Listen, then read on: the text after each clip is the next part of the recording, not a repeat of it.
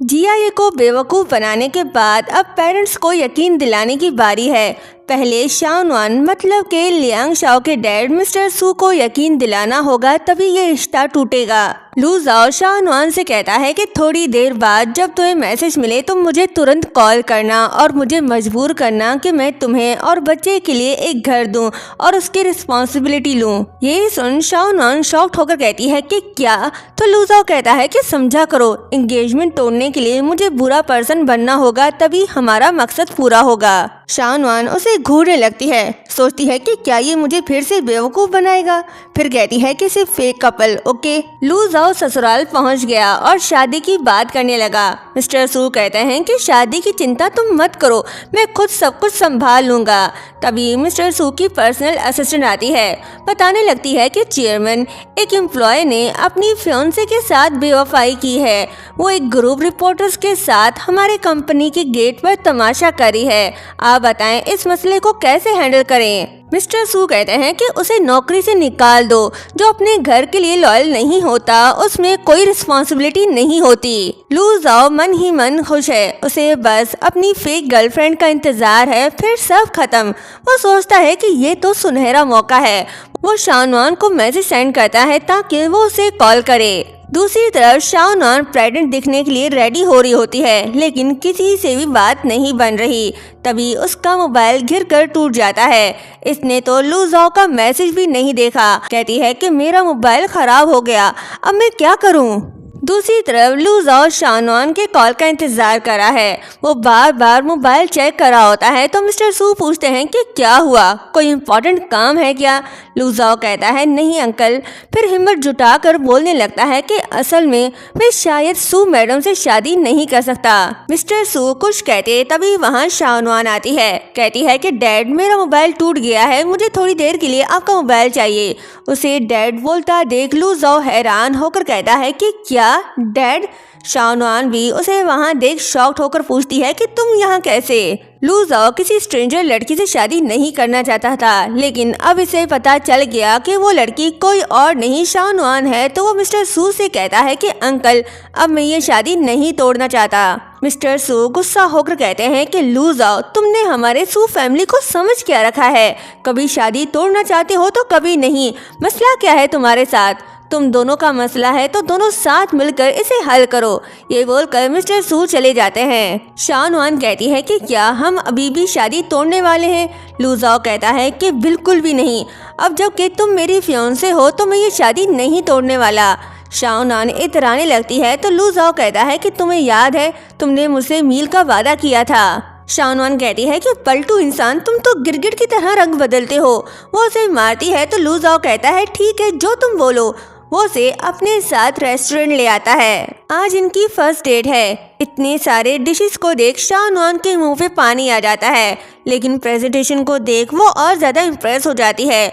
उसका मन खाने का तो करता है लेकिन बस देखती ही रह जाती है। लू जाओ उसके पास आता है तो शाओनवान कहती है कि दिखने में तो काफ़ी महंगा लग रहा है, चलो कहीं और जगह चलते हैं। तो लू जाओ कहता है कि फिक्र मत करो, मेरी फियांसे तुम्हारे लिए अब मैं हर चीज़ में एक्सपर्ट हो गया हूँ।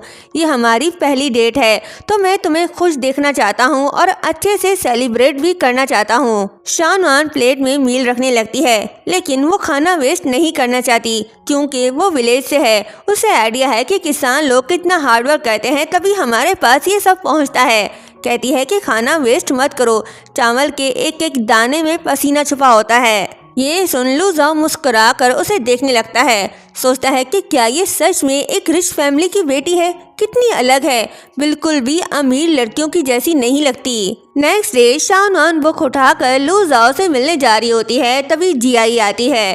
कहती है कि तुम फिर से किसी लड़के से मिलने जा रही हो, तुम्हारी सोच सिर्फ यहीं तक सिमट कर रह गई है। शाओनवान कहती है कि मैं लू जाओ के पास जा रही हूँ उससे कुछ सीखने के लिए। जिया ये कहती है कि लू जाओ की कंपनी एग्रीकल्चर का काम करती है, तुम जानवर तो नहीं पालती तो तुम उससे क्या सीखने जा रही हो? शाओनवान कहती है कि सीखने में कोई बुराई नहीं, स्किल्स काफी काम आते हैं।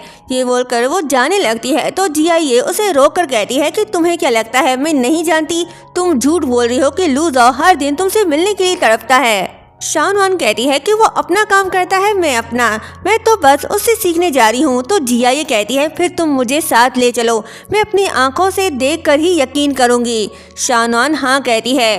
दोनों लू ज़ाओ के ऑफिस जाते हैं। शानवान को देख लू ज़ाओ पूछता है कि तुम यहाँ कैसे। वो शानवान को अपने सीट में बिठा देता है। शानवान कहती है कि तुम मुझे जरा ये समझाओ कि तुम काम का प्लान कैसे बनाते हो। लू ज़ाओ उसे बताने लगता है। ये सब देख जिया ये जेलस हो रही होती है। बातें करते करते दोनों की नजरें मिलती हैं। जब दोनों करीब आने लगते हैं तो ये देख जिया ये दोनों को डिस्टर्ब करने लगती है और चिल्लाकर कहती है कि लियांग शाओ थोड़ी देर बाद हम कहाँ घूमने जाएंगे। शानवान कहती है कि चले जाएंगे कहीं भी, तुम टेंशन मत लो। ये सुन जिया ये मुंह बनाकर बड़बड़ाने लगती है। जब दोनों फिर से करीब आने लगते हैं तो जिया ये सब बर्दाश्त नहीं कर पाती। वो दोनों को रोक लेती है और कहती है कि बस बहुत हुआ, हम कहीं नहीं जा रहे, बस घर जा रहे हैं। नेक्स्ट सीन में जब शानवान जिया के रूम में आती है तो उसका रूम काफी उजड़ा होता है, जिसे देख शानवान कहती है कि ये तुमने अपने रूम की क्या हालत बना दी है, बिल्कुल जानवरों की तरह। जिया ये गुस्से से कहती है कि तुम यहाँ से दफा हो जाओ, मैं तुम्हारी शक्ल तक नहीं देखना चाहती। ये सुन शानवान उसे चिढ़ाते हुए कहती है कि मैं बाहर नहीं जाऊंगी, अगर यहाँ कोई खजाना मिल गया तो। अरे वाह, ये बैग कितना अच्छा है, मैं ये ले लेती हूँ। जब वो बैग लेकर जा रही होती है तो जिया ये बैग छीनकर कहती है कि मेरा बैग मुझे वापस करो, तुम बाहर चली जाओ। जिया ये को नाराज देख शानवान वहाँ से नहीं जाती, बल्कि उसका मूड सही करने की कोशिश करने लगती है। बिखरे सामान उठाने लगती है, पर जिया ये उस पर फिर से गुस्सा होकर कहती है कि लियांग शाओ, अगर तुमने मेरी चीजों को दोबारा छूने की कोशिश की तो मैं रो रो कर अपनी जान दे दूंगी, समझी। ये धमकी सुन शानवान उसका सामान रख लेती है। कहती है कि तुम फिर भी मुझे नहीं रोक सकती, हद है। 2 घंटे की रोजाना सफाई, इस छोटे से जानवर जैसी जगह को साफ करना इतना मुश्किल है जितना तुम सोच भी नहीं सकती। वो जिया के रूम की साफ सफाई कराती है, जिसे देख जिया ये काफी खुश होती है। शानवान कहती है कि देखो अब तुम्हारा ये गंदा कमरा क्लीन एंड ब्यूटीफुल बन गया है। इतना कुछ करके भी जिया का मूड ठीक नहीं होता। वो उसे कहती है कि पहली बात, ये सारा काम सर्वेंट ने किया है, तुमने तो कुछ नहीं किया। मैं तुम्हें कोई थैंक्स नहीं बोलने वाली, समझी। जिया ये अपनी बहन को किसी के साथ शेयर नहीं करना चाहती। उसे डर है कि किसी तीसरे के आने से उनकी दूरियां बढ़ जाएंगी। नेक्स्ट डे शानवान लू ज़ाओ से मिलने उसके ऑफिस जाती है। बड़े प्यार से उसके लिए पानी ले आती है। कहती है कि लू ज़ाओ पानी पियो। लू ज़ाओ पानी पीने लगता है। शानवान लू ज़ाओ को सीड्यूस करने लगती है। वो अपने पैर से उसके पैर को टच करती है तो लू ज़ाओ शॉक्ड होकर पीछे हट जाता है। कहता है कि ये तुम क्या करी हो। लू ज़ाओ हैरान, पर शानवान रोमांटिक मूड में कहती है कि सीईओ, क्या आप मुझे कंपनी चलाने के तरीके सिखा सकते हो।